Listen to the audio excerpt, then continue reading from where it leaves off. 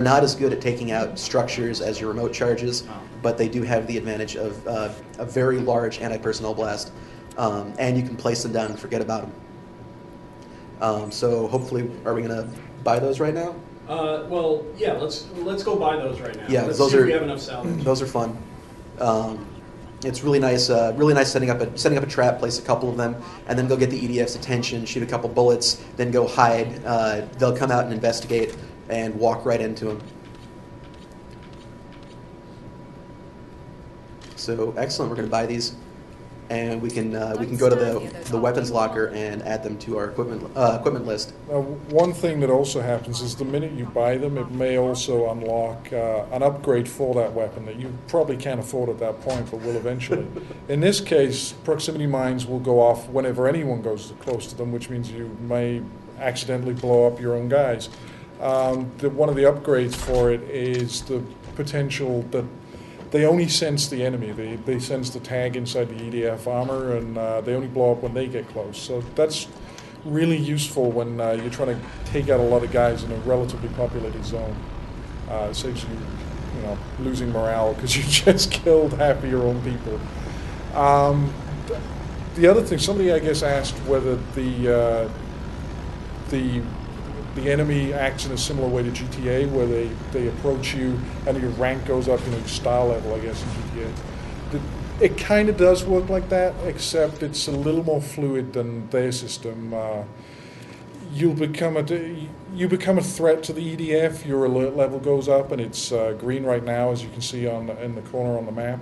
It goes up to amber, and eventually it'll head up to red. Red takes a while to get there. But when it gets there, run away, because unless you have a tank. All right, this is the Demolitions Master. Demolitions Master is kind of like a little puzzle guerrilla activity. You're given a certain amount of ammunition. In this case, it's 12 rockets, and you need to try to take down that building. You're not allowed to get any closer to it, so you have to really get good at long-range destruction.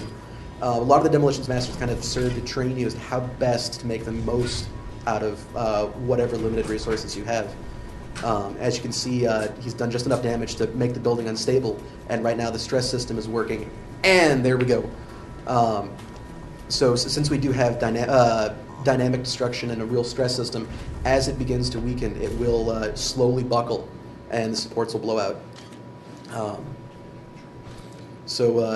Demolition Master is a great way to earn really quick salvage to buy more cool weapons early in the game.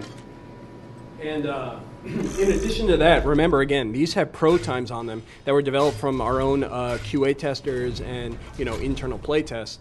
So what you have to do is try and do these, not only get the actual building to be critical, but you need to take them down quickly. And that's where, this strategy comes into play, because we're going to throw all sorts of different Demolition Masters at you. So as you can see, right now it's unstable, but it's not critical.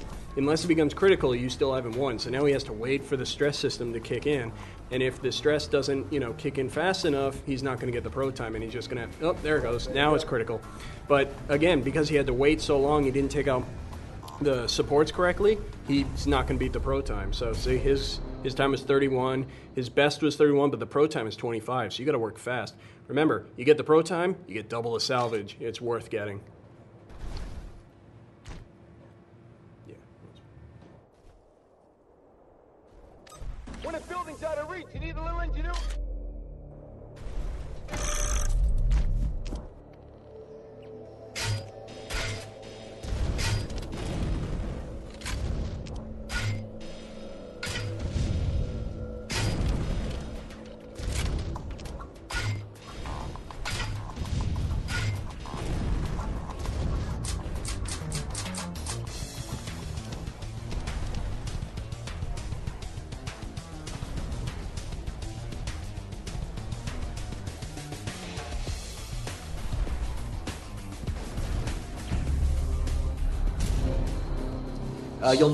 Sorry, you first, man. Oh, me first. Okay, cool.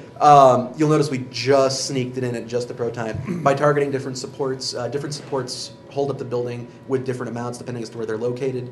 So if you can take a very logical approach to blowing out the main supports to take it down quicker, you'll notice we just squeaked in. A lot of the pro times are exceptionally hard to get, and you'll need to be really good in order to hit them. Yeah, another thing to note is that when